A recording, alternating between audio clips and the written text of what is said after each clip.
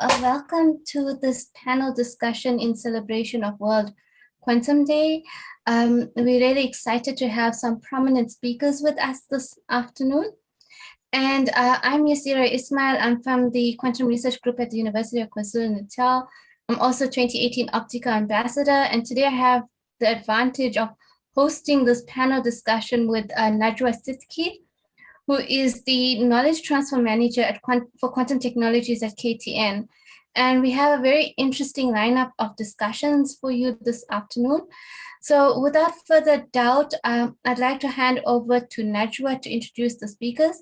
But before I do so, I'd like to also mention that we are co-hosting this also with Metex as well as Optica. So over to you, Najwa. Thank you so much, Yaseera, and welcome everyone to our panel discussion. I'd like to thank you for co-organizing this event with me, and obviously to thank our panelists today.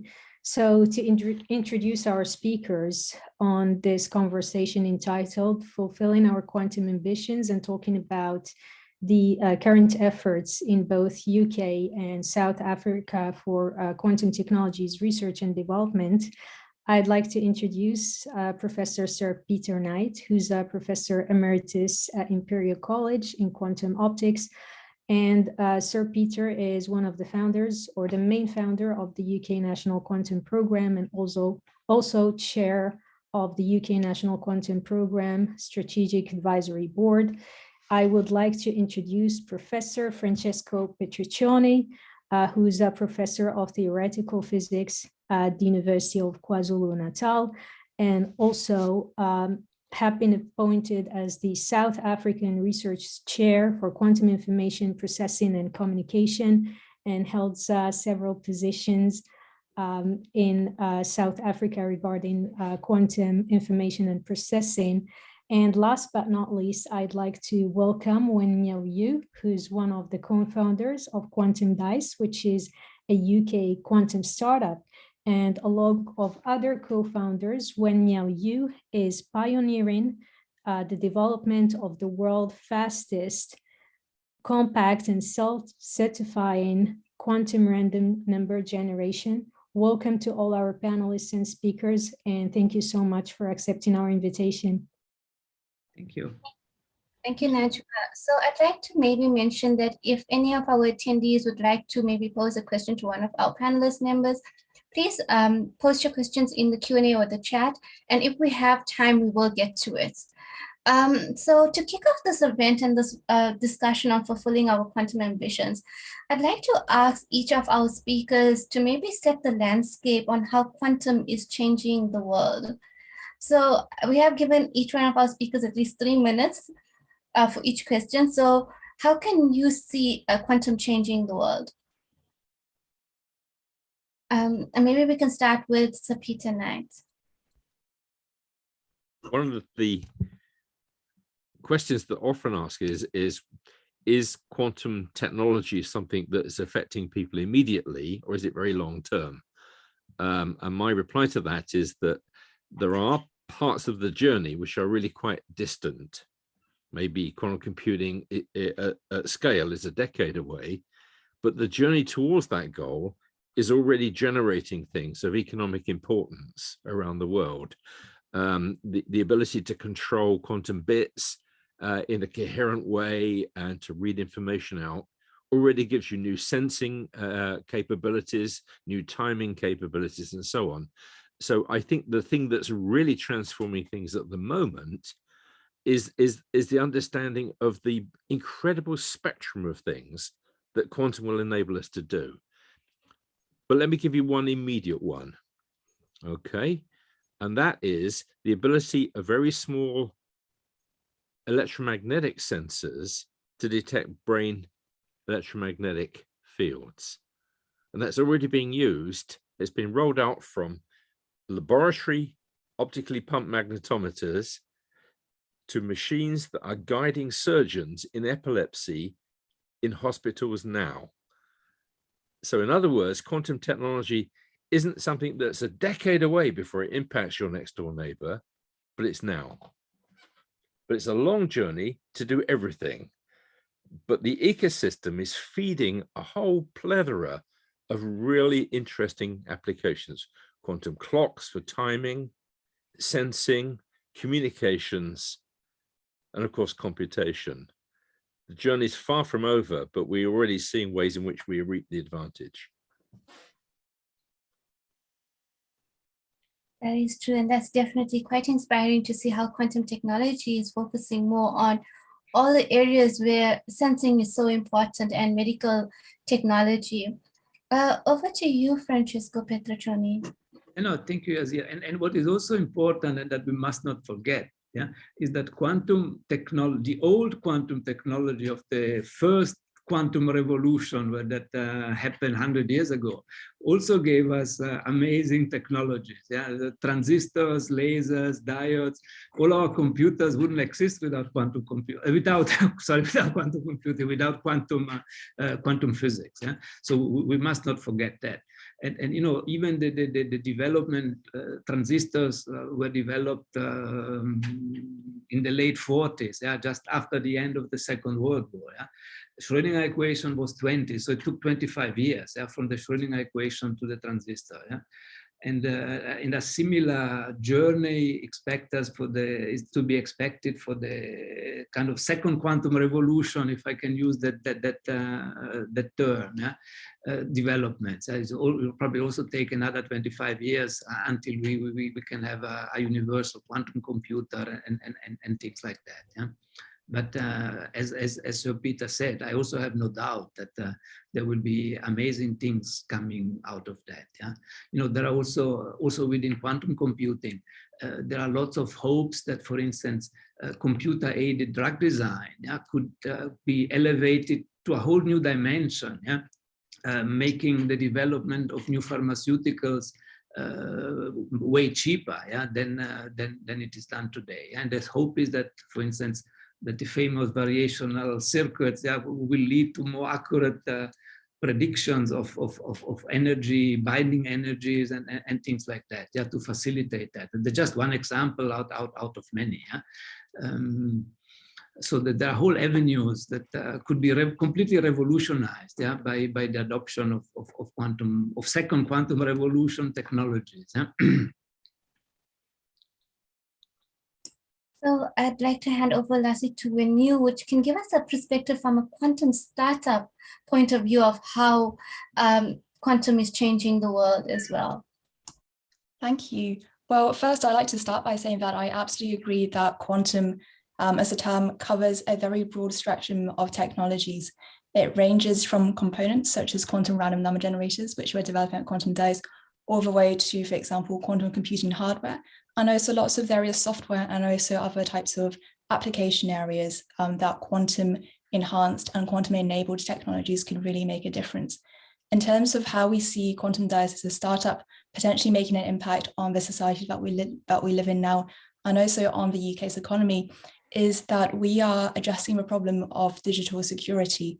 And the reason why we are doing so is because the World Economic Forum estimated that by 2025, in just 3 years' time, there will be over 30 billion Internet of Things devices connected worldwide. And we all have mobile phones. We all go to offices that have security cameras.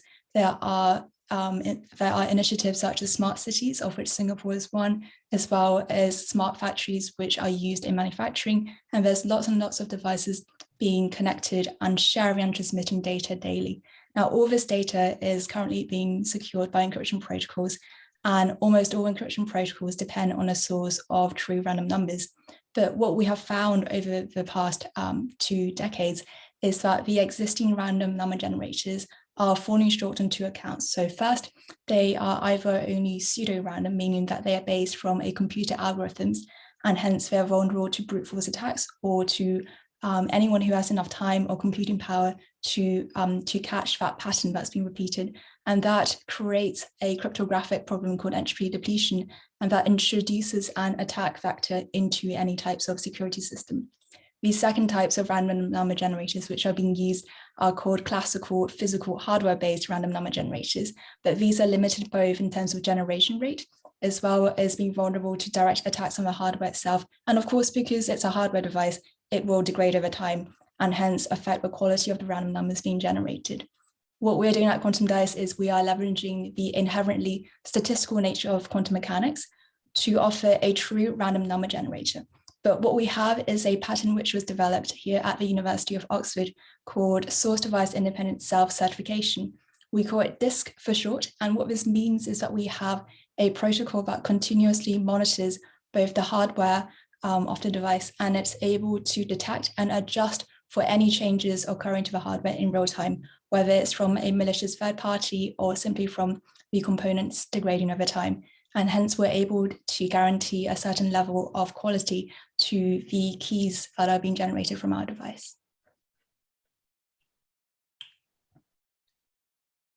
I think that's really an amazing perspective that we hear from our three panelists, and all our speakers today has kindly set up the context of why we need quantum in our society, the benefit of it, but also how it is outperforming certain existing technologies. So for instance, Wenmiao explaining about how true random numbers generated by quantum effects is more powerful for digital security, but also Professor Sir Peter Knight and Professor Petruccione touching on some of the immediate applications in healthcare, but also pharmaceuticals and drug and material discovery, and seeing that we have a broad range of quantum uses and applications, but also technologies developed. And I'm sure the audience will be very interested to hear about what is the current or what are the current research efforts in your respective countries. And maybe we can kick off by Professor Francesco Petruccione on what does research and technology development look like for quantum in South Africa, for example? Thank you very much.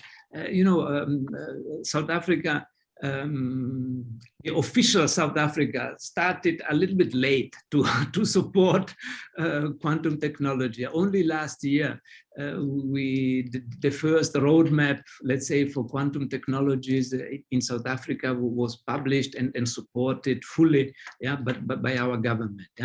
They supported it before as well, but we had to wait a little while until we had a formal government-supported document. So and that was for us a very big step.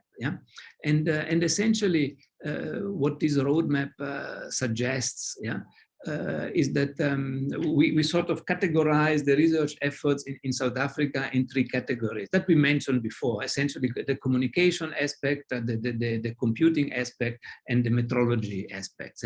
And those are the three areas in which we have colleagues scattered across the country, mainly in the Johannesburg area, at Wits, in KwaZulu-Natal, and in the Western Cape, in Stellenbosch. Those are so essentially we have the sensing in Stellenbosch, the communication between Johannesburg and Durban, and the computing mainly in Durban at the moment. And in this roadmap, we've taken a conscious decision, in not aiming at building our own quantum computing hardware, mainly because that requires investments that in the current global setup are a little bit out of reach.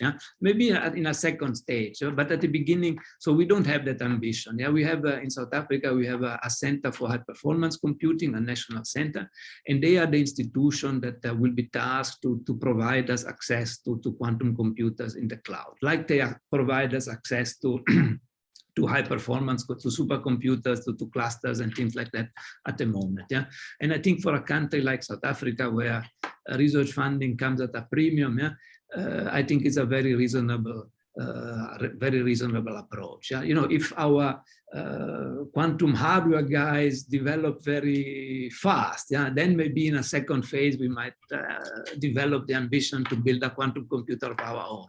But at the moment, the hardware efforts are limited to essentially to sensing and metrology issues. We have also a National Metrological Institute. They're also involved, and they started long ago with atomic clocks, but now they are opening up to other sensing technologies that definitely make sense to have. So that is in a nutshell the scenario. Yeah? And one thing that our roadmap also foresees, yeah? And that's where we will have to invest lots of energy, yeah? Is to create the ecosystem, yeah? for quantum technologies in the country. Yeah? Because at the moment, it's essentially focused in academia. You know, we train our students and they do research, yeah, but we don't have yet a startup ecosystem, yeah, and even the big industry in the country. Yeah? You know, South Africa has traditionally a very powerful chemical industry, yeah? And we need to lobby them to get interested in quantum algorithms for chemical simulation. Yeah? So it's a big journey, yeah? But at least now we have the framework, we have the funding, and slowly we will build it up. Yeah? But you know, it won't happen from today to tomorrow. Yeah? It will require a little bit of work. Yeah? But you know, it's pleasant work. Yeah. Absolutely, and thank you, Professor Francesco. I think it's really great to hear that South Africa is investing in this area and taking its first step into developing a community and an ecosystem for quantum techs in South Africa. And you mentioning, you know, starting what is within your reach, you know, things like sensing and metrology. And as we heard from Sir Peter earlier, these are areas that can closely or in the very near term make an impact for several applications. And you said something very powerful at the end is these things don't happen overnight, an ecosystem don't happen overnight. And I think maybe Sir Peter can share about that, because Sir Peter was involved in setting up the UK National Quantum Program, but also in setting up other European quantum initiatives, and still sits as a chair for the SAB of the UK National Quantum Program. And Sir Peter, if you can lay out a bit about the current efforts of research and technology in quantum in the United Kingdom. Yeah, thanks.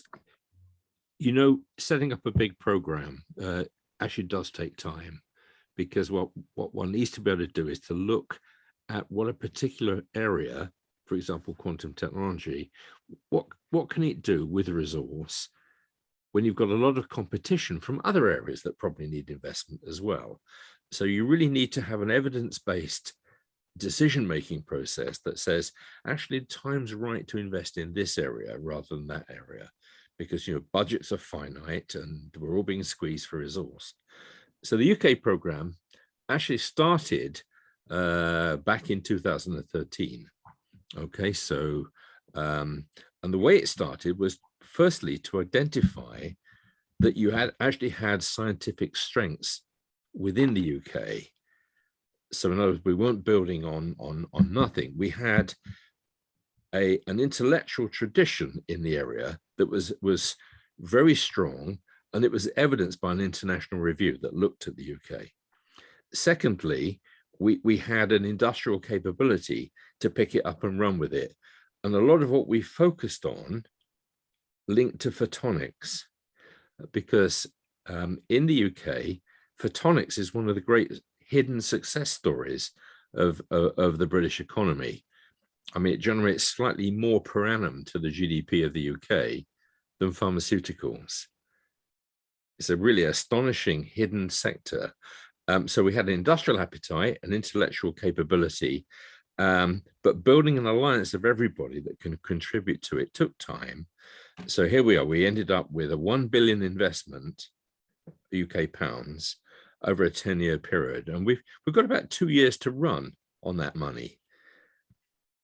The purpose of having it as a coherent program was to identify where the strengths were right across the nation, and to build a collective enterprise, so that we actually had everybody who really had something of substance to deliver on this one fully engaged, so that it was inclusive.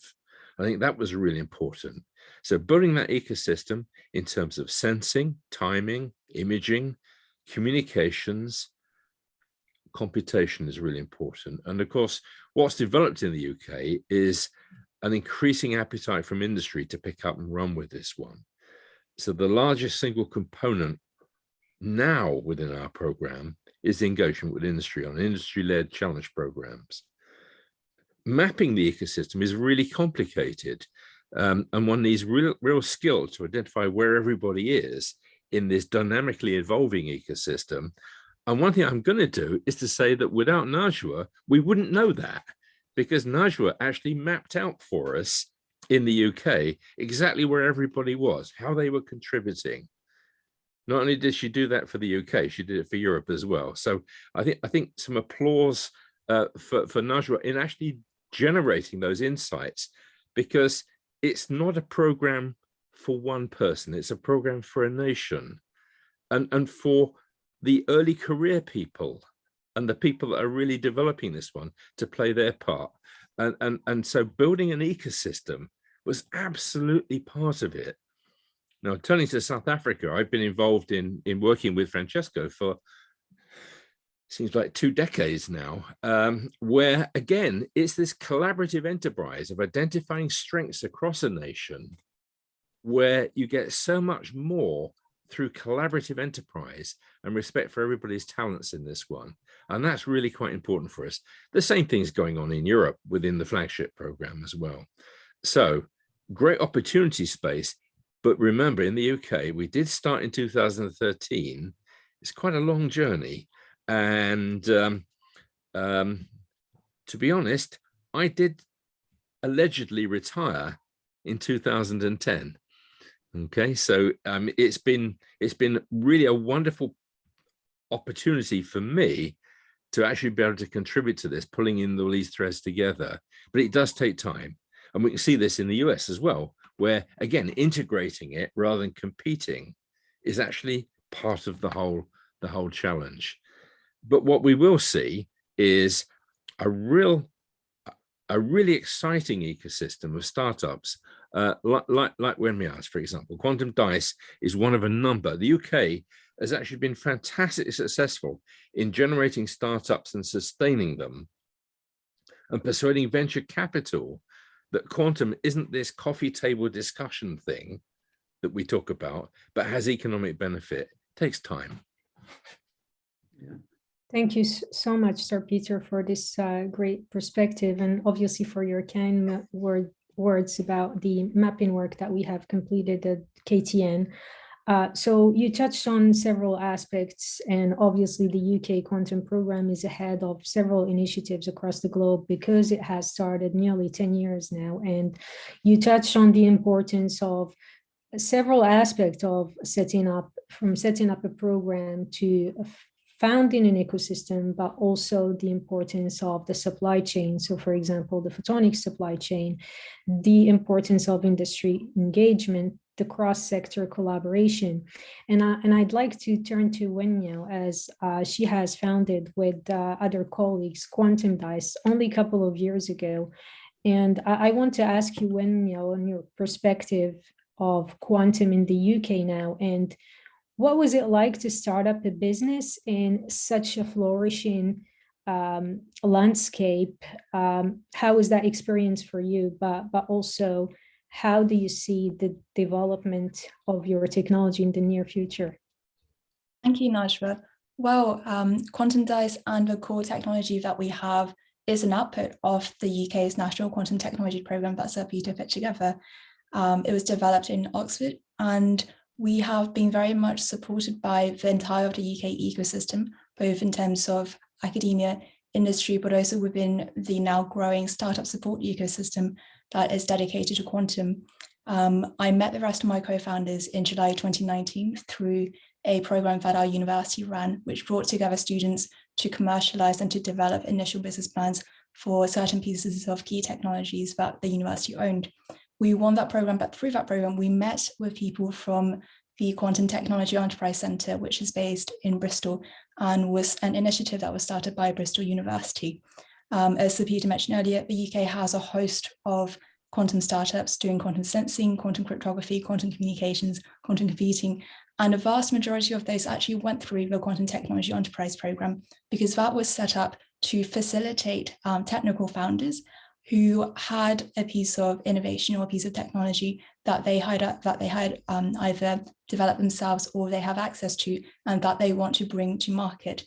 I have to admit that when I first found a quantum device, I didn't really appreciate the exact timescales that it would take to translate technology from the lab into a marketable product that actually solves an end user problem. But I've really enjoyed the blue ocean aspect of it, as you mentioned earlier, Najwa, because right now there are so many types of quantum technologies with a few identified applications, but there's so much more to come.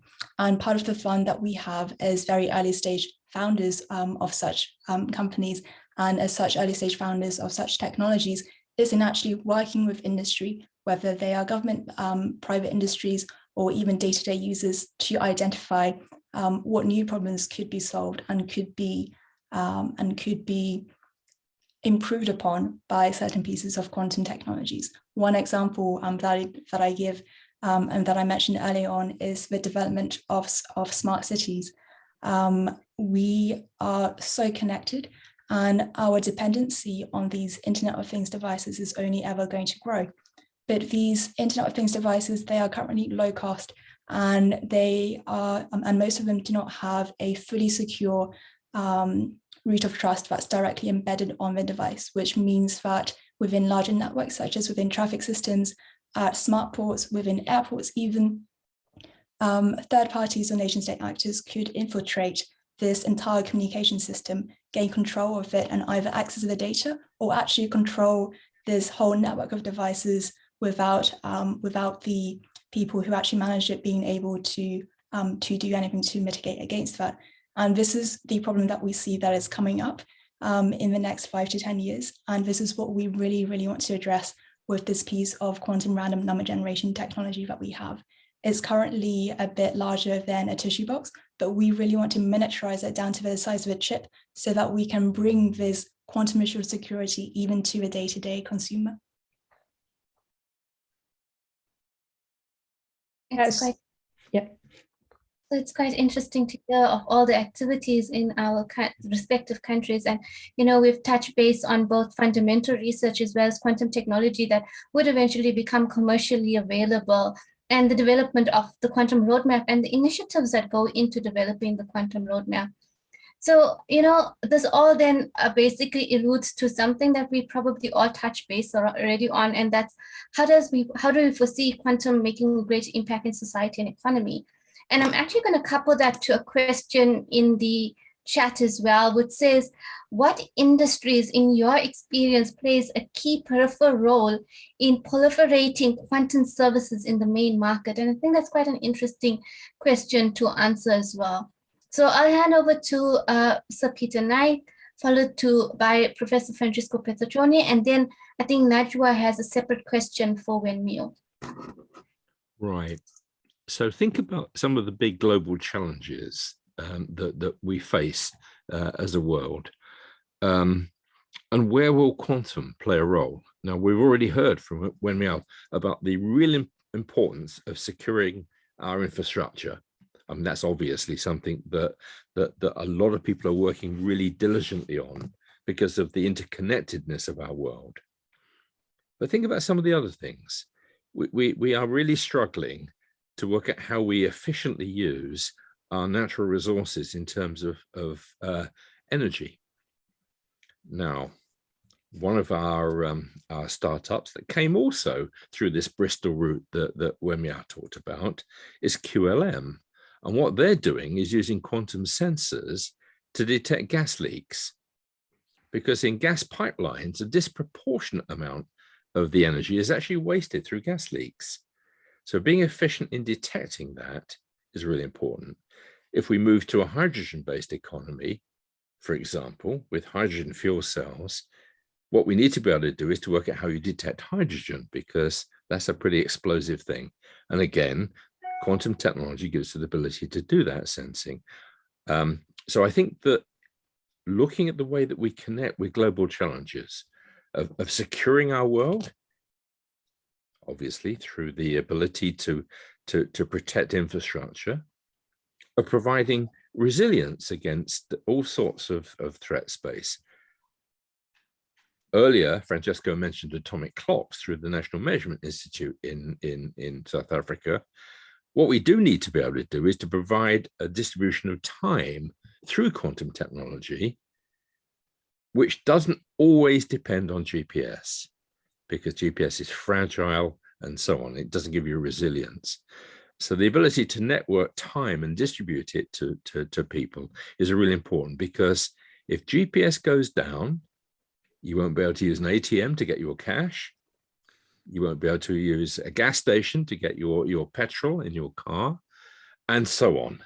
The interconnected world is so complex that quantum is both an enabler and a defender. This is why it really will change things. Now, quantum computing, of course, is really going to be transformational, but that's the long journey. That really is the long journey. But already we see applications, even with these noisy intermediate scale machines, which combine with machine learning can do interesting things. So I think that if you put this all together, the transformational capability of this technology really is there. Now, one of the problems is that it's so counterintuitive that when we talk to policymakers and politicians, they really do think we speak in Martian, because the language of quantum is so unfamiliar. So my advice to everybody who's actually looking at ways in which we want to exploit quantum technology is focus on what it does, not how it does it. Okay? Obviously, we are really super enthused by how it does it. What the world needs to know is, does it do things that we really need doing that we can't get in any other way? Okay, so finding ways in which we do it. But then there's another part of this. We're never going to get this work to succeed in transforming the world unless we can get a whole generation, the next generation of people, enthused by it. And therefore, we've really got to focus on what fun it is to work in this area, so that kids in school think this is exciting. They go to university and study it, or they become apprentices and work on it, and so on. So that's another part of what we've got to be able to do. And this is really important. You know, for example, Yaseera is an ambassador for Optica. We all need to be ambassadors for our subject to demonstrate that this is really exciting and that people can have really great careers in this field. So ambassadorship is the final part of the jigsaw, in my view. Okay. Yeah. Absolutely. Absolutely. Yeah, absolutely. And, you know, we all need to go out there and speak to politicians, because that's the only way we can drive that the quantum technology is actually embedded into applications that normal people that don't know about the technology can still use. So this is something that we really need to embed into society. So I'll hand over to Francesco Petruccione. Thank you, Yaseera. I think Sir Peter covered all bases already, but maybe there are just a few aspects that that I can add on. Yeah, and one is that we have already quantum computing hardware, as Sir Peter mentioned, that allows to do useful things. Yeah, but at the moment, I think we have in mind more the circuit-based approach to quantum computing. And I apologize that I use again technical speak. Yeah, but we have also quantum annealers. Yeah, specialized quantum machine that can solve specific problems. They can optimize complex logistic problems, for instance. Yeah, and these are already useful. Yeah, because you can use them to optimize the shape of wings, of rotors, of portfolios in the financial sector, and so on and so forth. Yeah, so there are already really tangible results of outcomes of using quantum computing. Yeah, maybe not the universal quantum computer we all dream of, but what we have at the moment. Yeah, and then there is another aspect of this more modern quantum technology that we haven't spoken about yet. Yeah, and that is the looking for quantum effects in biological systems. Yeah, and that has traditionally the most famous one is photosynthesis. Yeah, where people try to understand at the fundamental level what quantum effects plants are using to convert solar energy into energy that is useful for them, to grow. But that can also have implication for how we build artificial solar cells, for instance. That, you know, if we can learn from plants, we can apply it somewhere else. And there is even, you know, lots of efforts going on at the moment, maybe not yet mainstream, of people that are looking for quantum effects in our bodies, because, you know, we're also made up of atoms and molecules, so there's lots of quantum inside us as well. And, you know, there are lots of maybe, for instance, people know that you can cure depression with lithium, but if you use other isotopes of lithium, it doesn't work. And you know, and that must be a quantum effects of sorts, that has something to do with the nuclear spin or whatever. And you know, and that can also be used for therapeutical aspects. That maybe there are things that that we still don't know. Another area is, for instance, anesthetics. We all know how to knock out someone with anesthetics. But we don't really know how it works. And using the lithium analogy, it could well be that there are some mysterious quantum effects that play a role, in how we can lose consciousness. You know, we don't know how consciousness works, but we know how to switch it off. From a practical point of view, but we don't really know the mechanism. There are lots of theories. And also, you know, there are other aspects. I mentioned the discovery of new pharmaceuticals. At the moment, you know, looking for pharmaceuticals is just like looking for, like setting up a puzzle. You have a kind of lock and key mechanism. You have a molecule and you need to find another ligand that fits in the hole, sort of. But that might not be the only mechanism. To produce. We know that there are phenomena like vibrational assisted tunneling and things like that. And there are experiments that indicate that it might play a role in olfaction, for instance. You know, it's quite unlikely that in our nose we have millions of keys waiting for the molecule to dock. So maybe there is another more easy mechanism that might be a little more quantum to explain it. But we don't know. And you know, if this were the case, then we could develop whole new ranges of pharmaceuticals that work in completely different ways, with maybe huge implications for the future. You know, that's the blue ocean aspect that we don't know, but that's fantastic, because something will come out in any case. And you know, and another aspect that we also have not mentioned yet, is that all this buzz about quantum computing, quantum metrology, quantum communication also led to a revival into the foundations of quantum mechanics.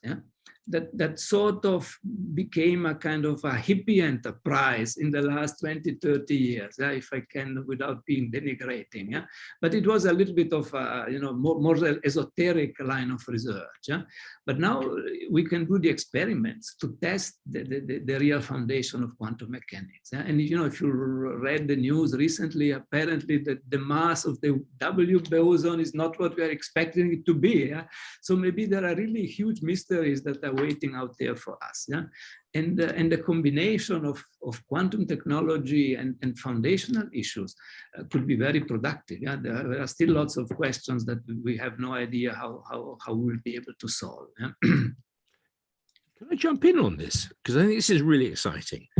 One of the things that quantum technology does is that it takes fundamental understanding in quantum science and works out new functionalities that you can use that make you able now to detect things that you couldn't see before. Now there's a whole community that's now saying, oh, I've got this new quantum sensor capability. How do I now use this new capability to illustrate the big questions in fundamental physics? So, for example, what is the origin of dark matter? Okay. Yeah, we don't know. So we've got projects underway, and a lot of countries got projects underway in which the new technologies that have been developed through quantum technology give you a sensitivity that you may not have had anywhere else. An example of that is atom interferometry, the ability of atoms to interfere, cold atoms often to interfere, has a tremendous capability and a sensitivity to changes. So looking at ways in which we can detect perhaps dark energy and dark matter is going to be enabled by this. So there's a payback time, a virtuous circle rather, where fundamental science enabled quantum technology. Now we've got new capabilities. We can go back and start to look at ways in which we can shed light on some of the really big mysteries. Now remember that the current ability for the gravity wave detection is enabled by quantum technology. The sensitivity of LIGO that detects gravity waves is because it's running at the absolute quantum limit and manipulating stuff. So you can see that there are people that are now looking at the ways in which we really understand the mechanisms and the real mysteries of the world through quantum technology. Now let's close that virtuous circle one more time. The people that were building a lot of the instrumentation on LIGO then built really compact quantum MEMS devices that measure gravitational disturbances. So the same group that built the LIGO stuff in Glasgow have now got these tiny little interferometers, really robust. They're being fielded at the moment on the side of a volcano, Mount Etna, looking at volcanic eruptions. The way that different things in the world can be affected by quantum is so, the tentacles of quantum spread right around the world in this way. The virtuous circle, I think, is the one way to explain it, that it is fundamentally exciting. We uncover new secrets of the world. We build new capabilities. It transforms the economy. And then we come back and we've got new instruments to develop our understanding of the world. Yeah. I think these are really amazing perspective. I like what you mentioned, Professor Sir Peter, at the very beginning, that, you know, there are so many vulnerabilities that we're trying to address through quantum, but then also that with Professor Petruccione, that quantum is now opening up new ways of understanding better the world, because there are so many things that we still don't understand, and therefore quantum is there maybe to explain these fundamental things. And I like the analogy of the circle, quantum for an application, and an application feeding back to understanding better quantum, or sort of checking back the fundamental understanding. I'd like to turn to Wenmiao about, you know, your quantum business and your quantum startup, Quantum Dice in the UK, and how do you envisage making an impact to the economy or to the society through the technology you're developing? That's a really good question. I think that's a good point to follow on from the previous discussion. The implementation of quantum technologies will not happen overnight. It's very much a stepping stone, and that will take some time, and also certain iterations of technologies to happen. What we have seen happen within my particular field, which is within quantum random number generation, is that there have been hybrid products which have been developed. So for example, there are companies developing post-quantum cryptography algorithms, which are using classical random number generators as the key generator. And these are to secure certain systems and to operate in the very specific environments that they are targeting. And then perhaps on the next stepping stone are companies which are developing post-quantum algorithms who want to use quantum random number generators. And again, for them, it's another area of the market that they're targeting, who are looking for a much longer term guarantee of the security of their systems and their data. For us at Quantum Dice, we are very much focused on becoming a component provider. starting and focusing on our first product, which is this quantum random number generator. And this has applications both in classical cryptography as well as post-quantum cryptography. And even outside of that, what we have started looking into recently is actually applying quantum random number generators within simulations. And these are simulations that is widely used. So for example, Monte Carlo simulations, which are used in finance, used in biological simulations, used in chemical simulations. And in fact, there have been some academic groups which over the past few years have found that if you use a quantum random number generator, you can actually improve the efficiency of the simulations that you are doing. So for us, that's a really exciting new area into which we can apply a piece of quantum enabled technology. Thank you, Wenmiao. Yeah, I think that, we've just heard from our panelists about how quantum is playing such a vital role in some of the key technologies and how quantum is going to even drive other areas where technology advancement can proceed.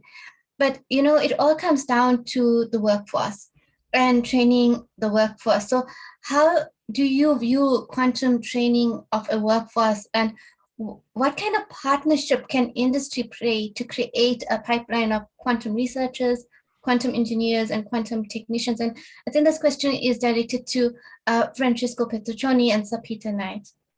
Yeah, no, thank you, Yaseera. No, I think there have to be two approaches, one top down and one bottom up. Yeah, we as academics, we train our students, and traditionally quantum stuff was always in physics departments, yeah, but it's slowly diffusing into computer science departments and in engineering departments and so on and so forth, yeah. So there is a kind of training avalanche in various disciplines, yeah, and that need to go even further down into schools, yeah. For instance, on Saturday, we had our World Quantum Day event for schools that we did on Saturday because this week is school holidays. So there was not much hope of getting school kids in Zoom during the school holidays. Yeah. And there was lots of interest. We had hundreds of school kids that were interested, and we told them what is quantum, what is a quantum computer, what is quantum communication. Yaseera was one of the speakers. Yeah. So there is that approach that we need to train more people. Yeah. And the second approach, that's where the lobbying with industry and government comes in. Yeah, they need to start exploring the potential of the technology. Yeah, so they need to start looking into engaging with academics or with the startups, if there are any. There are not many in South Africa. Yeah. And offer them to come up with proof of concept, yeah, to start solving problems that they might be interested in, yeah, because for instance, just an example, without wanting to blame anyone, yeah, South Africa has a big chemical industry. Traditionally, has always been one of the strengths of the country, yeah. But there is not much interest in quantum stuff in the chemical industry. Yeah? So it's up to us to lobby with them and maybe engage with them and see that maybe we can start doing some chemical simulations on a quantum computer for them. Yeah? Just as a proof of concept, so that just to wake up the appetite for quantum. Yeah. And then, of course, there is the other big challenge, which is to find the ecosystem for startups, yeah? Because at the end of the day, you need the startups that some of them will become unicorns, but most of them will probably be bought up by the big industry, yeah? Because that's the easiest way to develop new technology. Yeah? If your wallet is quite full, yeah? You just buy out a startup that does what you're interested in. Yeah? And this is what we need to do. Yeah. More than 10 years ago, in 2010, we were quite famous because we did the quantum cryptography during the FIFA World Cup, protecting a link between the stadium and the risk management system. Yeah? And at that time, we set up a quantum startup. So we were one of the early quantum startups. Yeah? But it was too early because, trying to sell quantum cryptography solution to industry here just didn't work out. Yeah, it was just too expensive, and people were just happy with the cryptography, the classical cryptography that they had. Yeah, and I'm really pleased that the CEO of our famous startup, that didn't become too famous, is in the audience. So it's very nice to see that he's still interested in following quantum technology in the country. And probably now the time is ripe to start again a startup adventure. Yeah? And I'm lobbying very hard with Yaseera to start another one. Yeah, but we will see how it goes. Yeah. Right. So skills. I think one of the things that's going to always happen in a rapidly developing emergent technology is that no one discipline is actually going to provide the skill base that we need. And so building links, as Francesco pointed out, between engineering departments, computing departments, mathematics departments, as well as physics departments, these are really quite important. Earlier this week, we had a 2-day meeting in Cambridge in England on basically distributed quantum processing and the quantum internet, with a lot of companies pitching, okay? And every one of the company presentations ended with a slide saying, we are hiring, we need this, we need that, we need the other, come and join us. So there is a very hungry ecosystem out there for people. So what do we need? Well, physicists who understand about the engineering of these things, engineers that understand about the physics of this stuff. We need technicians who are going to work with them. So every company, I think, is really eager for this.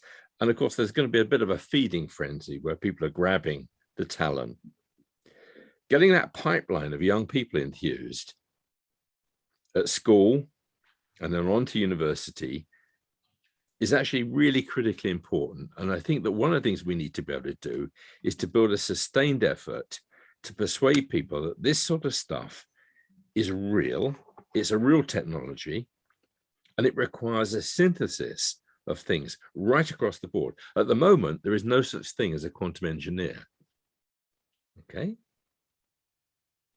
But there will be. And how do we make those? How do we make them? How do we make them to generate this? So, you know, I'm a theoretical physicist. Francesco is actually a theoretical physicist. Wenmiao, where are you going to get your people from? And what are you doing to get them? Because this is going to be, I think, the big challenge, because it's going to be quite a competitive business to grab the talent. Venture capital probably isn't the problem. There's money out there to develop this stuff. And remember, the way that the innovation system works is you take a punt, you fund 10 things, and one will be your unicorn if you're really, really lucky.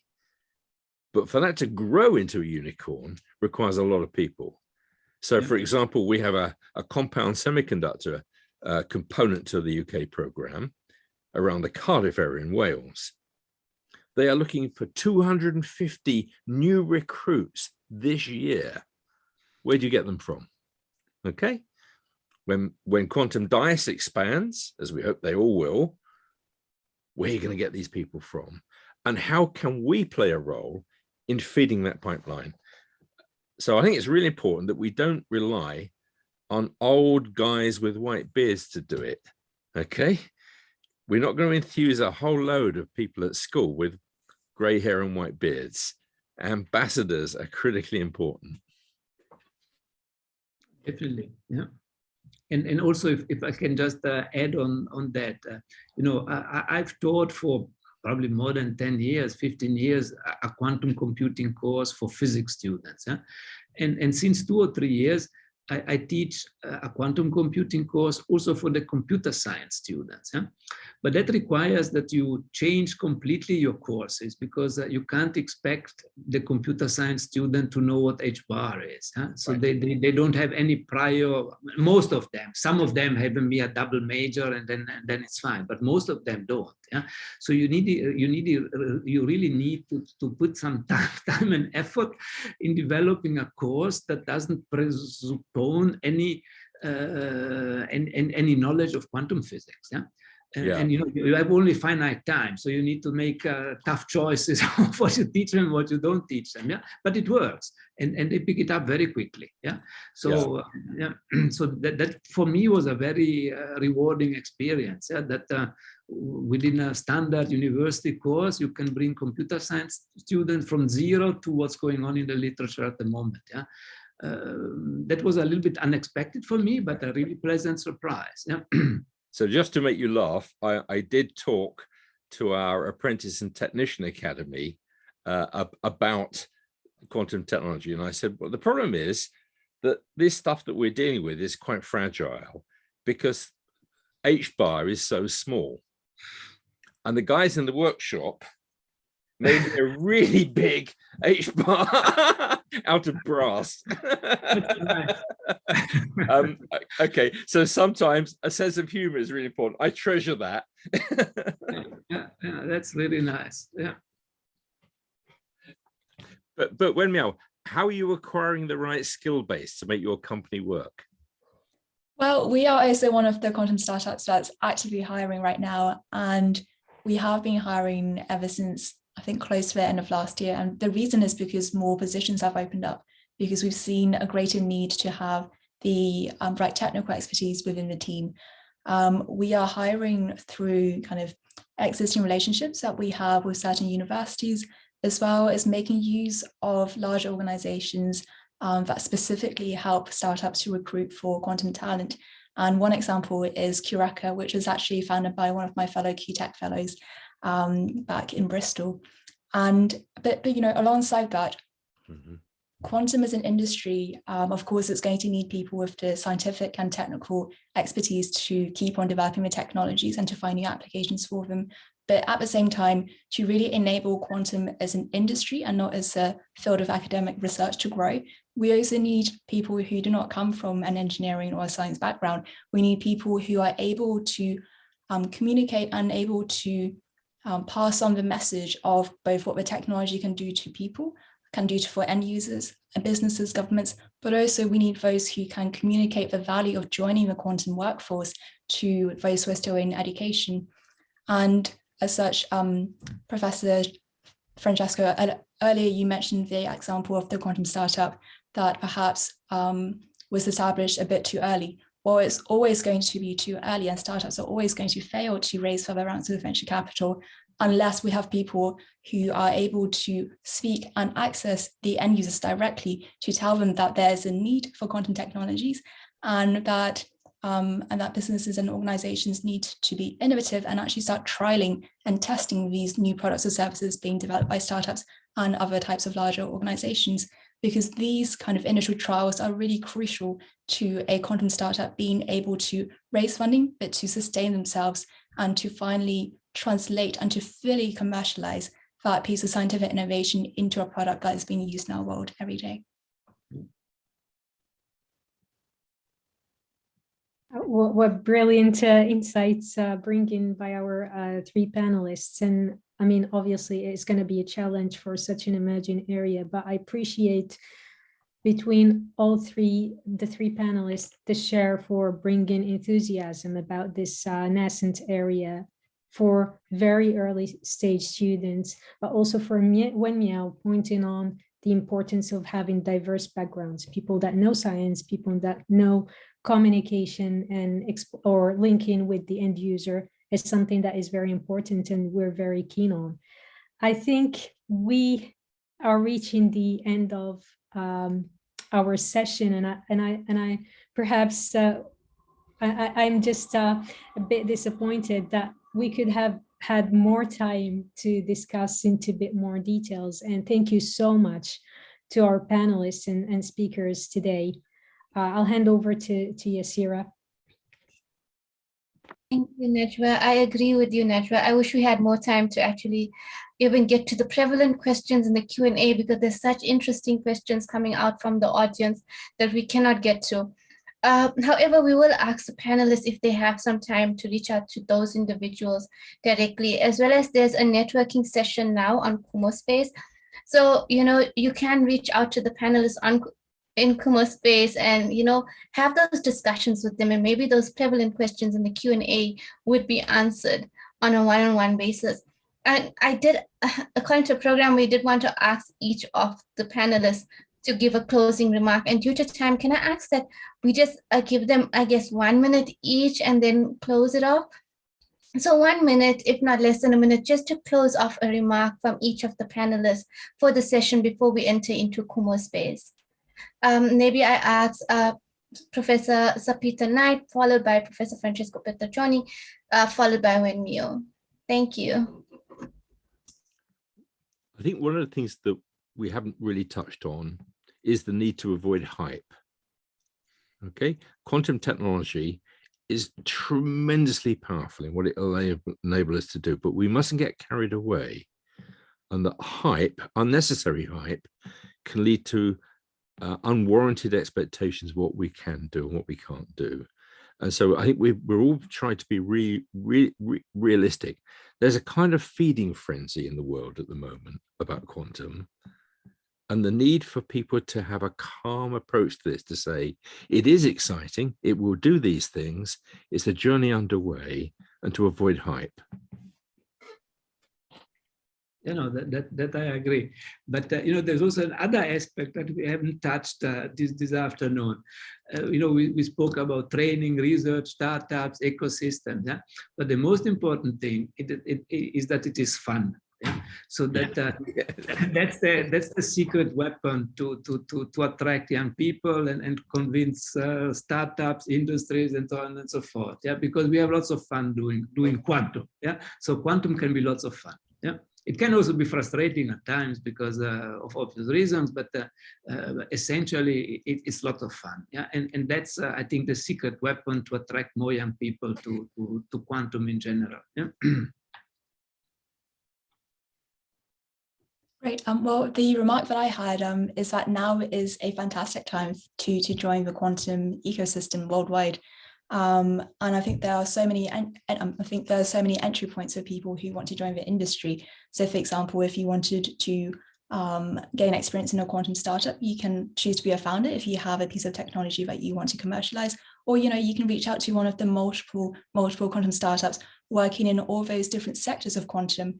And there are always roles open, and of course there's also opportunities for internships, so that any earlier careers, or perhaps people who are still at school, they can spend a few days or a few weeks to really have a crash course on what that specific startup is doing, take some learnings away, and really have that experience to reflect on really have that experience to reflect upon when it comes to choosing their career path after graduation. Thank you. That's such important advice. So unfortunately, we are really out of time now because we were supposed to end the formal part of our discussion 3 minutes ago. As I said, please join us in Kumo space, and I'll just ask Francesco if he can't put the link again on. Yes, I do it in a second. I'm doing it while we speak. So that all our attendees can join us for a networking session via Kumo space until according to the schedule till 5 p.m.